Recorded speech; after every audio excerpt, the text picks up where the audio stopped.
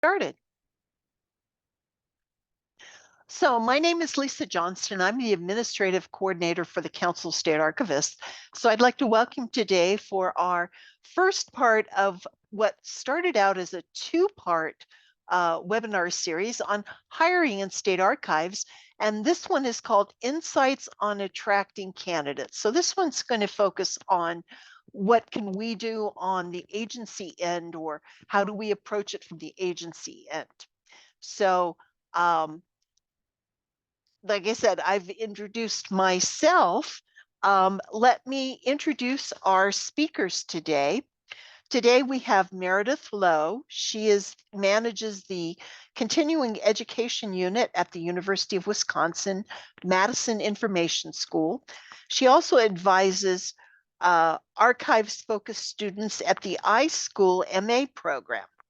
She has a BA in German and history from Augustana College and an MA Library and Information Studies from the University of Wisconsin-Madison.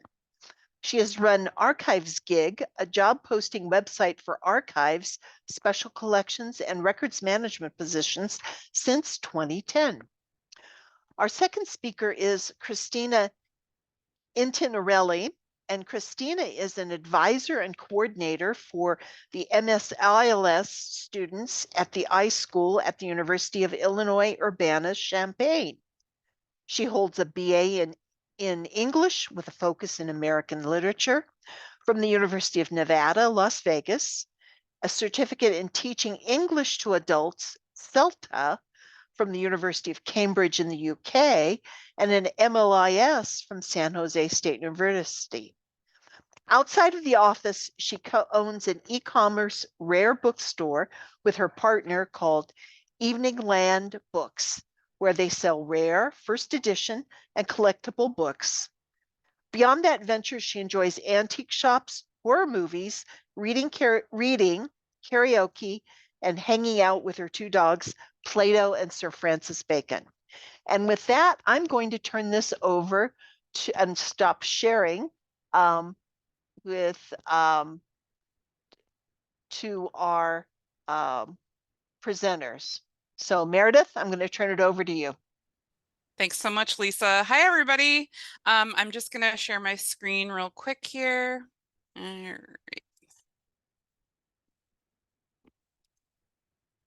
All right. Hopefully, you're all seeing my slides. Is that correct? I see Kristina nodding. Great. Wonderful. Yes. Thank you. All right, so welcome everybody. Today is going to be an interactive webinar, so please be prepared for that. Hopefully you will come to us with some new ideas. I'm just going to get started here. So we already got a great introduction from Lisa, so thank you. Here are our pictures so you can tell the difference between us. I'm Meredith, and I will kind of take the front part of the slides, and then I'll hand it over to Kristina. Kristina, do you have any introductory words that you want to say? No, Lisa covered it great. Thanks. Nice to be here. Okay, great. So welcome to all of you. Both of us work at iSchools, so we are having conversations with students, and I actually think that we can hopefully have some really good conversations with you all about hiring in state archives positions. So the first thing I kind of want you to do is, this is an experiment. If you could check out either slido.com and put in this code, or just use your phone and tap on this QR code, if you could let us know how hiring makes you feel. These are anonymous responses. So if you're thinking about hiring, yeah, overwhelmed. What other words might come to mind immediately when you say, I have a position that I need to fill? And I'm just going to let this sit here for a couple seconds. Excited but anxious, anxious, excited. Ooh. Excited, that's good. Excited is big.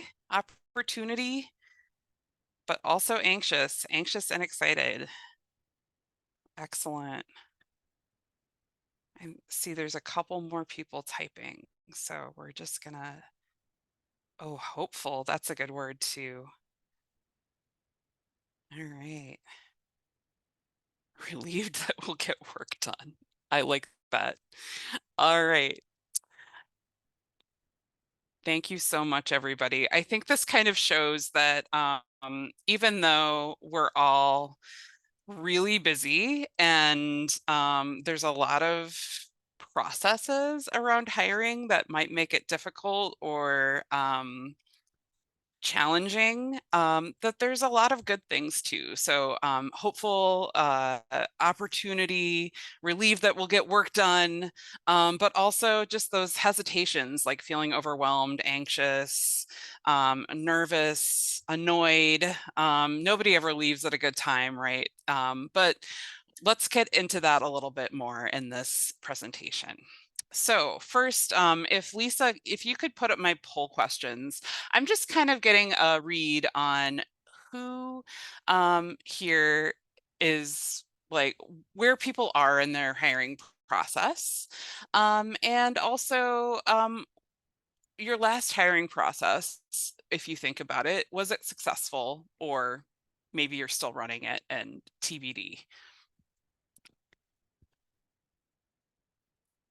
So I'm just going to give people a few seconds.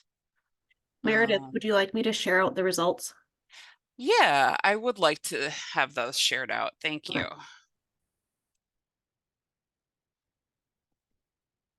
Oh, great. Okay. Getting most people participated. I'm just going to give it like 5 more seconds. Okay. If you wouldn't mind sharing those, Becky, that would be great. All right. So as you can see, there's a lot of people who either anticipate they're going to be hiring or are currently actively hiring or recently hired. And then there's a lot of people who hooray, got an accepted offer from their first choice candidate. A few of you had a situation where your first choice candidate did not accept. One person had to fail the search. Sorry to that person. And then somebody else just says NA, so they didn't have anything recently. So thank you very much. I'm just going to stop sharing this real quick.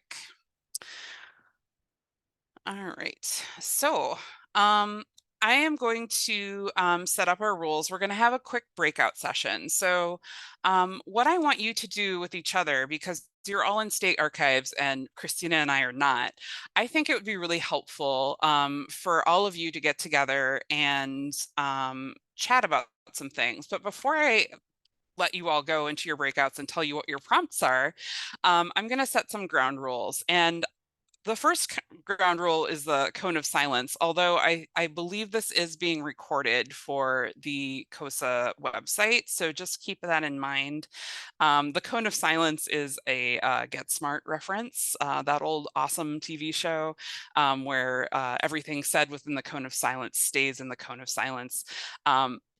That said, I didn't realize this would be recorded, so please keep that in mind if you are speaking about something that might be not something you want to share more publicly.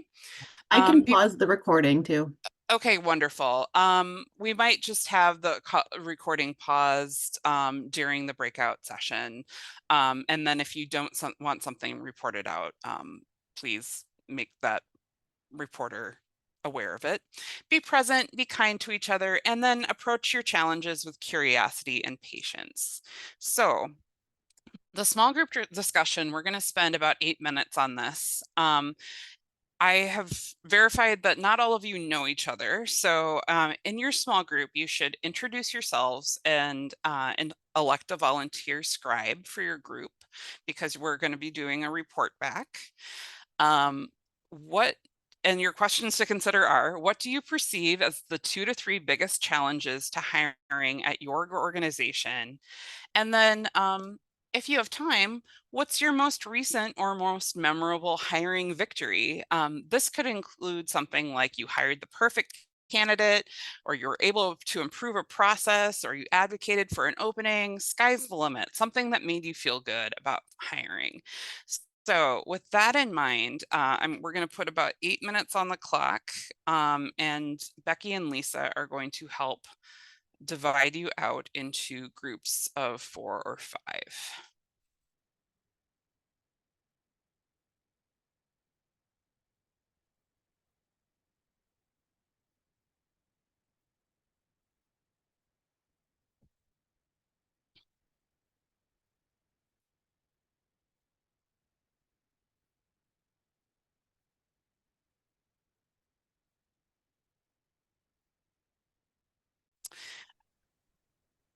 Thank you very much. Okay, so I'm sorry I didn't mention this, but the report outs were not recorded, just in deference to the confidentiality of different repositories and folks here. So we are back on the recording path. So I run Archives Gig, which is a job posting service. I recognize some of your names from people who have sent me positions in the past, and some people I've just interacted with in the archives world generally. So hello. So on Archives Gig, a couple of weeks ago when I was asked to do this webinar, I did I'm going to say extremely built it in under half an hour survey because I was curious what job candidates were saying or thinking about when they were looking at positions at state or government archives. So I had 200 responses, which is great. So I was expecting that the people who would be responding would be mostly graduate students or really early career. It actually was a really big mix. So I had most people were in that grad student early career range. That's the orange and the red.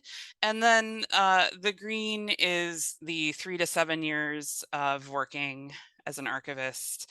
And then the almost 25% of people were pretty experienced at over 7 years. So it was a pretty big mix, but so that was interesting just to see who all was responding to this. So I'm going to move along to things that I think are not going to be surprising to all of you because all of you are working for money in state archives, and the main reason people hesitated or cited as a hesitation to apply was salary, and salary not being listed, or sometimes candidates might perceive that the salary is too low to be livable for the area's cost of living.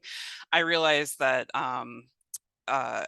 you know, cost of living is sort of a volatile number right now, especially with the housing market being a little wild.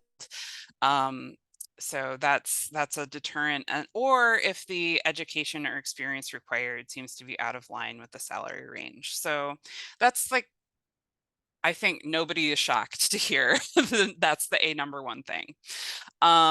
Another thing that seemed to be a reason that somebody might hesitate to apply would be that job duties are unclear, or they seem too numerous or varied for one person to be realistically achieving in that role, or they're not sure whether they would meet the qualifications for consideration. And I know Kristina will be talking a little bit more about that when she talks about student and early career applicants. A lot of people replied saying they thought that their application, rightly or wrongly, maybe you use this, is going through some sort of algorithm or AI screening process that doesn't understand their nuanced experience, or they just fear that their application will just never get to the hiring manager, so they just don't bother applying. Okay. Other reasons, again, I don't think people will be surprised. The position is temporary or part-time or both. From Archives Gig, just anecdotally, you may attract certain candidates for part-time or temporary positions, especially if people are looking for hybrid or remote work or flexible work. There are people out there who do seem to look for that kind of thing. It's rarer than people looking for full-time permanent. And then perception that internal candidates are always favored regardless of their qualification. That's a perception issue. And then the position's location is perceived to be hostile to their identity or family situation, often due to past legislation. There's not really anything we personally can do to change some of these things, but I'm just saying, like, these are results that are coming out of this survey from these 200 people over these last 2 weeks. Very unscientific survey, but legislation does matter to people and environment does matter to people. So people do look at that when they're considering whether to apply in certain areas. They do look for jobs, and I'm going to call out the California State Archives because I just posted this, I think, like 2 days ago, and I noticed it, and I'm just going to pat you all on the back. They do look for jobs that convey the culture of the work environment and call out the attractive elements of the location. So I just pulled this out of the opening paragraph of this Archivist 1 position at the California State Archives. And look at that first sentence. If you enjoy working in a dynamic and engaging environment, this job may be for you. They're kind of trying to sell it a little. Not all government archives jobs are putting that kind of language in the ad, and that can be a really, hopefully, I don't know how easy, but possibly easy way to maybe attract people a little bit more who might be not sure about the culture of your organization. And then I also highlighted the positions in downtown Sacramento, near the light rail, near the DOCO Center or DOCO. I'm not familiar with Sacramento, I'm sorry. Other amenities. So like they're calling out things that might be, for the right candidate, really attractive. So I'm just pulling this out as a example of a recent job that I thought did some of this. They also look for jobs that are stable, permanent positions, providing health insurance, paid time off, and retirement benefits. If you can include any of that information in the ad, I think that's really helpful. They also look, you know, I think people understand that government positions, if people are looking for jobs, they'll see salary ranges at all kinds of different institutions. And if they find something that the salary might not be as high, maybe there's other things that would move the needle, like relocation assistance, maybe hybrid or remote work. Potentially, I know some places it's very dependent on what the legislature, the governor says is okay. A flexible schedule, funding for continuing education, support for service time in professional organizations, all of that kind of thing. If you can say that or like make that a known thing in your organization, I think that can be helpful. And then they also look for jobs that support and align with them where they are in their career and seem interesting and aligned with their expertise. And I realize interesting isn't always like necessarily something that we can offer, but if we can kind of align, you know, their career goals with what they're doing and thinking about, you know, the job not only as something they're doing for money, but also something they chose this career, and what can this job offer them in this career path? Like thinking about it from that lens, I think can be really helpful. And from that, with that, I wanted to ask another poll, and I'm sorry, I just moved into Kristina's slides. So I'm gonna see if, Becky, if you could put up the other poll question at this point. So my question just asks if you offer any of these benefits or perks already. I'm just curious.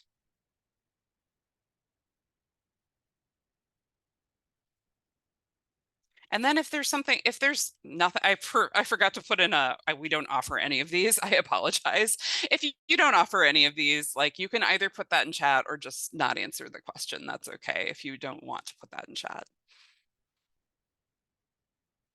kind of curious about the chat box here.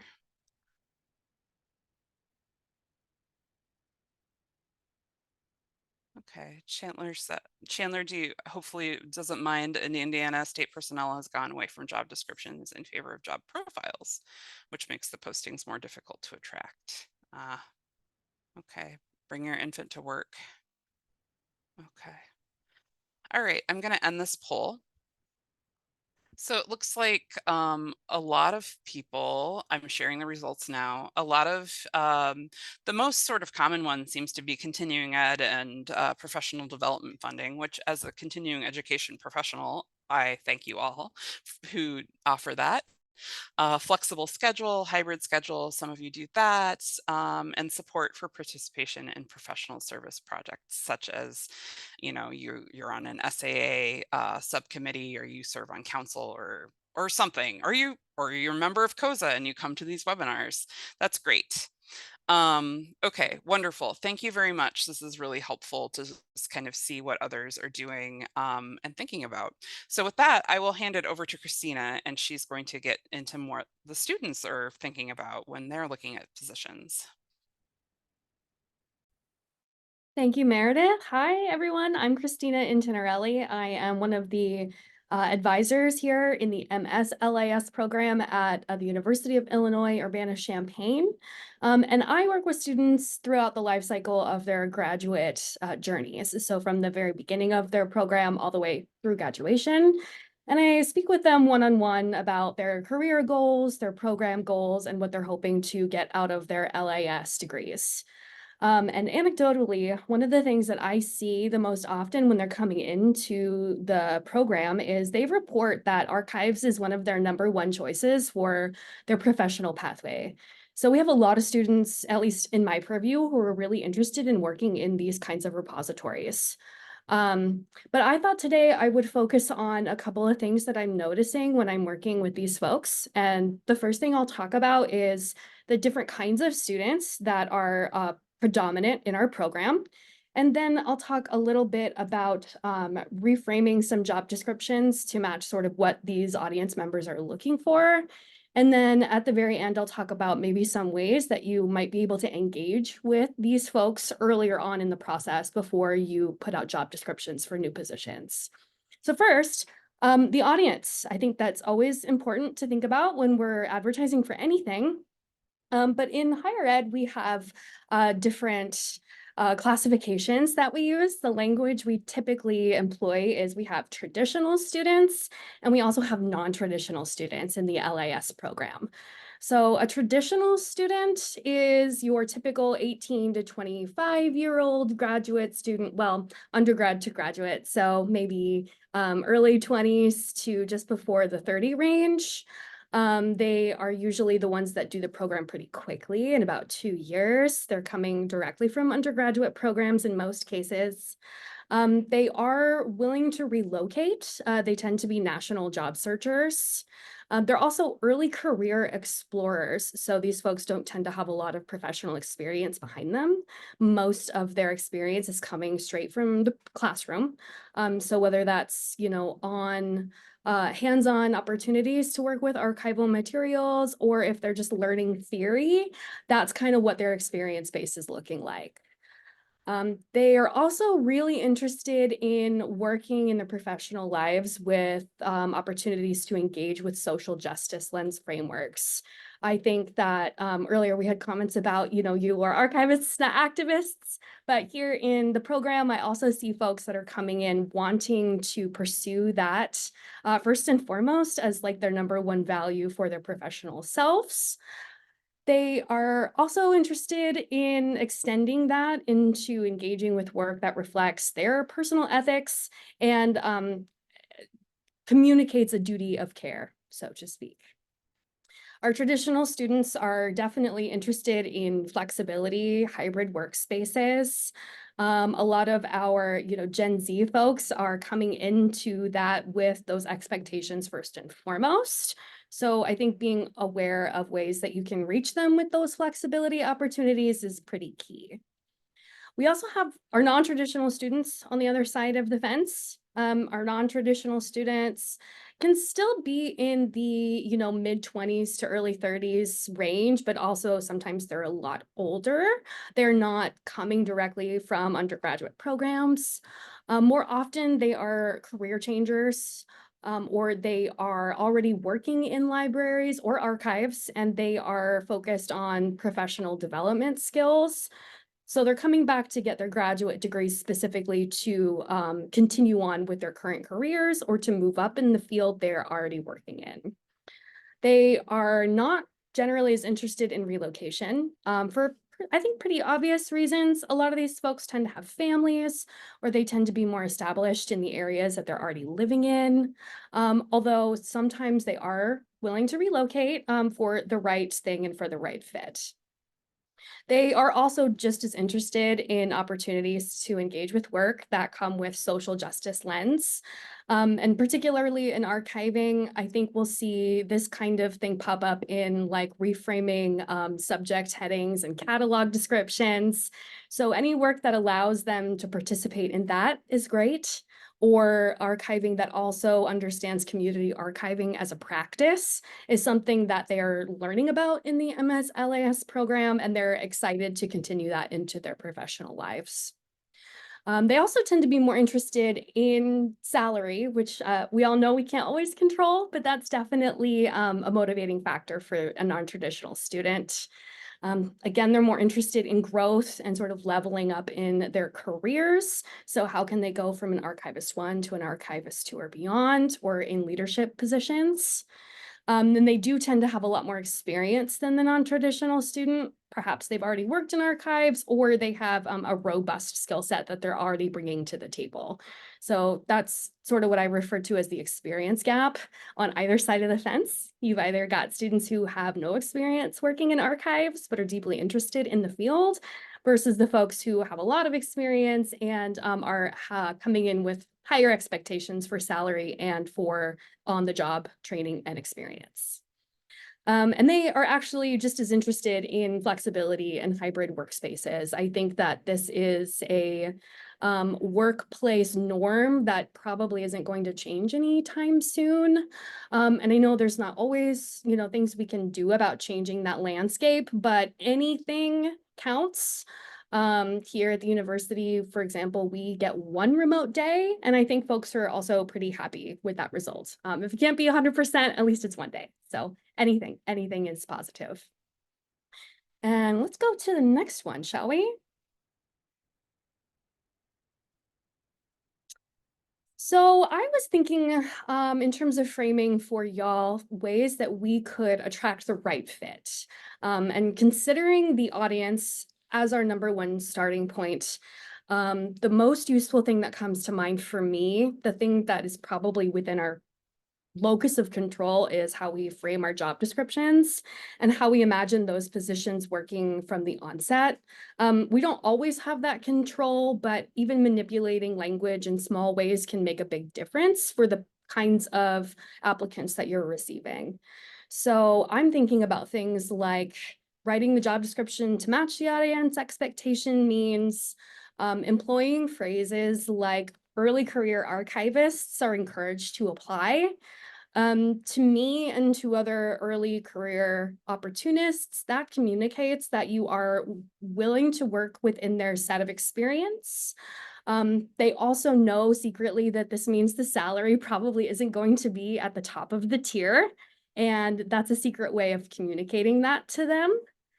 It also means that I think you understand that they're coming in probably as an early graduate, and you're willing to work with them on their professional development goals and are willing to sort of foster them into the field, especially folks who, again, are coming in with absolutely no experience in archives, but are really excited about the opportunity of working in them. I fully agree with what Meredith had pointed out earlier. Job descriptions that demonstrate workplace culture are also really positive. The way that you communicate what your work life is about is also a way to engage with these applicants. Anything that demonstrates maybe your social justice frameworks, if you have them or if you incorporate them into the work that they're doing, is also really positive. So how does the job itself challenge or investigate the status quo? I think that a lot of our early career applicants in particular are very interested in exploring that. So any way you can communicate that in your job descriptions is great. Again, being clear about the kind of flexibility that you offer and any on-site work expectations is obviously fantastic. Even if there's a hybrid or remote opportunity, sometimes, even if it's just for small periods of the year, like for example, summer breaks, if that's possible, I think that folks are also willing to engage with those. And last, adjusting expectations for entry-level experience. That's something that we've talked about already, but I think a lot of folks are coming from graduate programs in particular with a strong interest in archives, and maybe they've worked with them in a practicum or an internship setting, but they're not really familiar with all of the cataloging languages. They're not necessarily familiar with all the specific softwares that you might expect them to employ, but a lot of these folks are also really diligent when it comes to learning new things, learning new softwares, learning new languages, and they're 100% willing to engage with that on the job, but they might not have it coming in. So if you can communicate that you're willing to work with them to learn those skill sets, I think that that's really fantastic. Okay, next. And last, I kind of wanted to talk about some ways that I think state archives might be able to engage with students in graduate programs a little bit earlier than those job applications are allowing. So here at UIUC in our program, we strongly emphasize to our students that it's beneficial to engage with a practicum or an internship with any site that is willing to host you to learn on the job skills in the field. So reaching out to other iSchools for opportunities for hosting practicum internship students is fantastic. It gets, your repository in the mouths of students at a very early stage in their career. And if they have a good experience, they are absolutely employing word of mouth practices. They're telling other people about it. They are excited to come back and potentially secure a longer term option. And for those of you who are not close to iSchools on the ground, any ways that you can also utilize these opportunities in a hybrid or remote perspective is awesome. We allow our students to engage in fully remote practicum. So if there's any way that that work can be shaped completely online, I think that's fantastic. And yeah, as Meredith points out, UW-Madison's iSchool is a required practicum for the master's students, and they're always looking for sites. The same is true for us here at UIUC. We currently have 600 master's students in our program, approximately, and it's not required, but it's strongly recommended that they get that on-the-ground experience. So any site that is willing to host practicum internship students is always welcome for us. If you ever want to connect about that, you can feel free to reach out. So practicum internships are always fantastic ways to connect with folks early.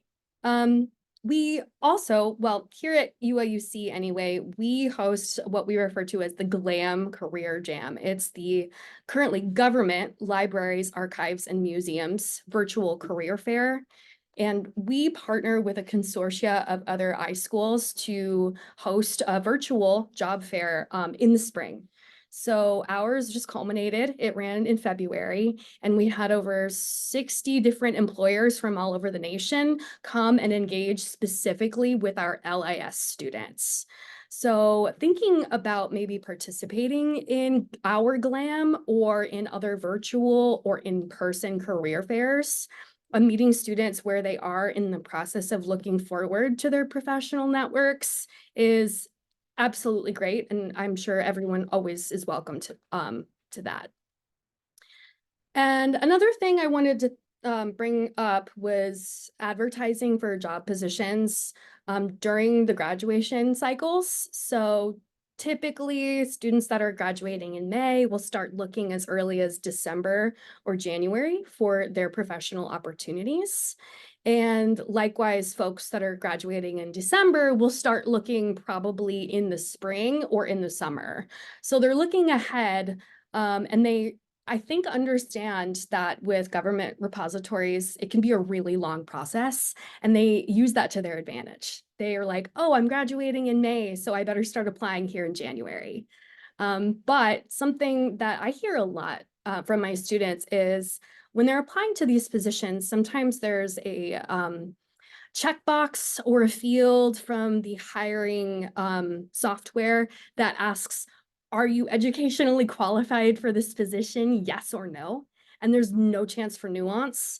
And the students are afraid because they say, oh, if I check no, I don't have my degree yet, but I will have my degree by the time this ends up being available. So they, I think, take themselves out of the running for those kinds of opportunities if they feel like they are maybe misrepresenting themselves. They don't want to, but they also might be taking themselves out of the race at a time that would be perfect for them to apply because they are afraid of not being seen by those AI bots in HR.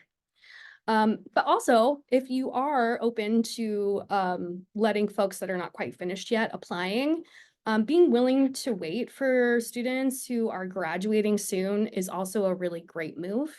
I know folks sometimes want to get someone in as soon as possible, and that's fantastic, but also sometimes they're applying really early and they understand they won't be finished until, say, the end of the spring semester. So if you're willing to give them a little bit of time to get there, then I think that you'll attract a lot more folks into the boat. So the last thing I wanted to mention was some alternative ways of advertising job positions.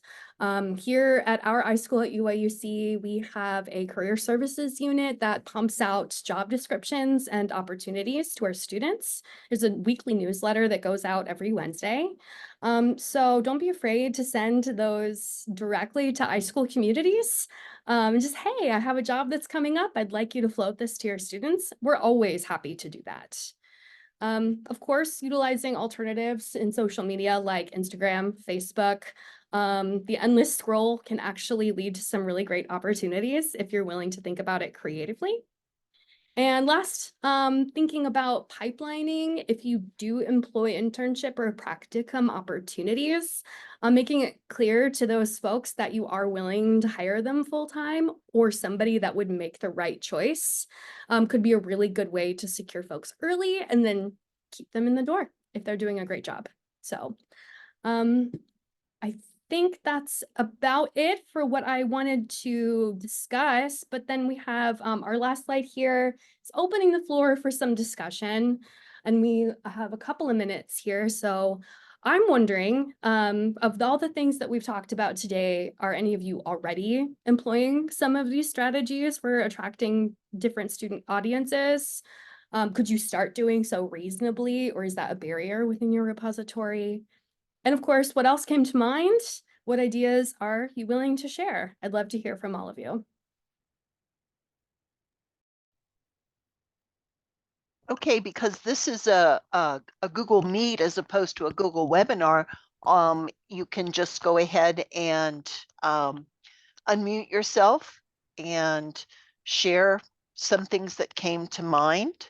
And one thing I will share is that the Education Committee, as a result of preparing for this and next month's webinar, have come up with a version 3 in June, which will be talking about internships and partnership, both paid and unpaid. So we're going to revisit that as a separate topic as well. Excellent, thank you. And I see a nice comment in the chat from John. It seems like the placement offices for iSchools could also send archives resumes of remote students in their area. I think that's a great call. I will also say from our experience that we don't have a placement office. We actually encourage the students to reach out to sites directly. So if they know of you, then they might be more than willing to share those resumes with your repositories.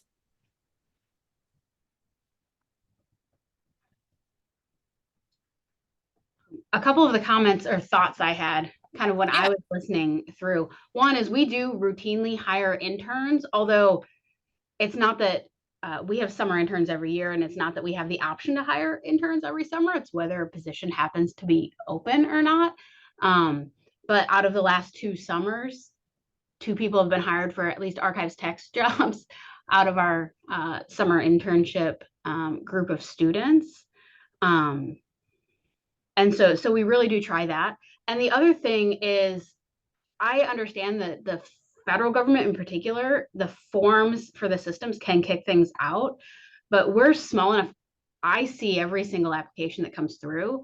So just because, like, I think this might also be a discrepancy between like universities and government archives, and there definitely seems to be a disconnect, both with possibly with the schools themselves and with the students, about what the differences are between a government archives and institutional or university archives or historical societies.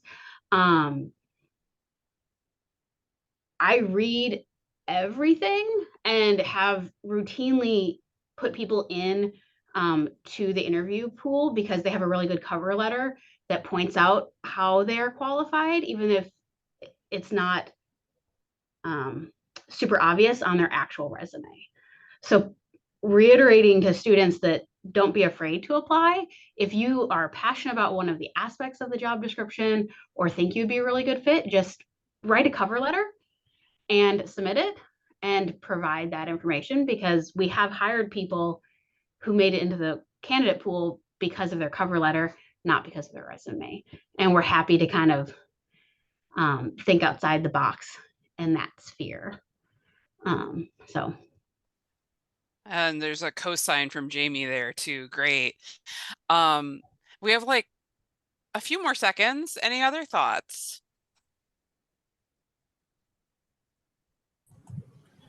Whoever moderates things like Archives Gig, they need to moderate the cost of living. Yeah, I know, Meredith. So the Missouri State Archives specifically has been flamed when we post things in the past. And then they say that they're working somewhere else for a certain salary, and you do the math, and they would be making more money in Jefferson City than they are where they are. And I think that students are not really realizing that, and that's probably true in other state archives too. I just have one question about the educational aspect of the master's degree for archivists. Are you managing their expectations at all for the realities that are out there? The social justice type of jobs are pretty few and far between. Most of us as archive workers are supposed to be as unbiased and neutral as possible, and trying to represent all of our communities, not just a certain demographic or a certain person that is having a particular viewpoint on the world. So that's what's tough here is, in the government archives, if we swing too far one side or the other, we won't be reappointed or hired when the new governor from another party comes in. So it's really important sometimes to be neutral and to keep that sort of thing in your private life instead of in the workplace. I would say we manage their expectations in terms of the data that's available. We all know that archival positions these days are a much smaller piece of the pie than other kinds of information science organizations that are hiring. So one thing that we do is we share our first destinations data, which is the first jobs students are getting outside of graduate school. And I think 2% was the piece of the pie that was currently working in archives after the fact. And so there's a discrepancy between what the students are reporting they want to learn when they come in versus what they're getting when they go out. And I think that's totally fair. We also have, in our program anyway, our archiving courses are taught by working professionals, mostly. So I think they are reporting back the realities of working in the field exactly as you've described. Yeah, we try to anyway, but these conversations are certainly helpful so that we can report back to the students also. The other thing in terms of like social justice or community archives is that government archives collect government records, and there's usually statutorily defined records that we're collecting. We're not collecting manuscripts. So it's government records.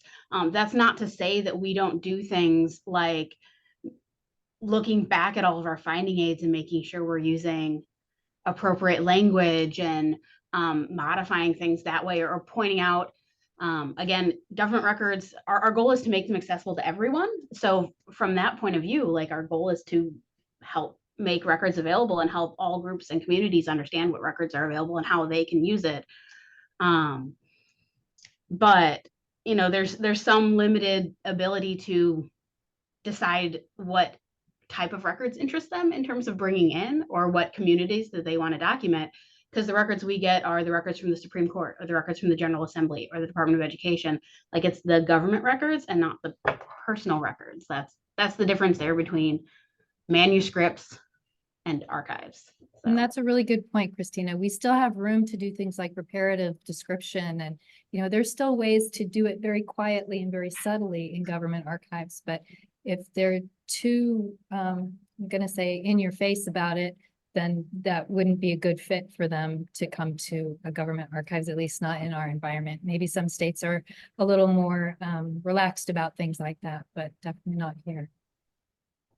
No, I completely understand that. And I think that even the small things like reparative metadata, in the ways that you can control it, even illustrating that you understand that concept, goes a long way. Yeah. I know now that we're at 3:04, so this is a really rich, interesting conversation. I wish we had another hour to talk about it. But hopefully, I know this is a series, so I'm hoping that you all come back to the next COSA meeting, just to kind of dive in more deeply on these topics. And thank you. Kristina and I are both, neither of us work in government archives. And so it was a little like, oh, what challenges do you have? We knew a little bit, but not everything. So it was very interesting to hear everybody's questions, comments, concerns. And I think this is an ongoing conversation that will be very fruitful for everyone involved, I think. So thank you all for coming. Thank you for coming, everyone. And thank you for having me. This has been great. I really appreciate getting the chance to learn from everyone here. Meredith and Kristina, we appreciate your insight, and hopefully this will spark some good conversations. Like I said, next month is part 2, what an applicant needs to know. We're going to try and invite some potential applicants so we can talk through, hey, this is how you read around. For example, right now, the suggestions you made about adapting job descriptions and job postings are wonderful, except when you as the archive have no control over that. It comes out of a central HR office. In those cases, what can an applicant do to find out more about the job, even though the job application seems daunting? So that's some of what we're going to try to cover on that. If we hope you'll also sign up for our other archives. May, we've got Christmas Leak at the Colorado State Archives. And then in June, we're going to do this part 3 talking about internships themselves. We also have our Siri webinars, and April's going to be starting from the bottom, Digital Archives in New Jersey. So sign up for that one as well. There's lots of ways to get in touch with COSA, so we hope you'll reach out to us in the various ways that we do. And then none of this is possible without our funders and our sponsors. So with that, are there any other last questions or thoughts? We appreciate everyone for joining us today. Kristina and Meredith, any last words? Thank you so much. This has been great. Yes, thank you. And if you ever wanted to get in touch about reaching students directly, feel free to find me. Yes, likewise. I'm happy to work with you and facilitate those connections. Well, thank you, everyone. Thank you, everyone, for joining us today for the webinar. There will be an evaluation for you as you exit. please do take a minute and answer the responses. It does help our education committee as they go forward. So with that, we want to thank everyone for joining us today for the COSA member webinar. We'll see you at the next webinar. Thank you so much.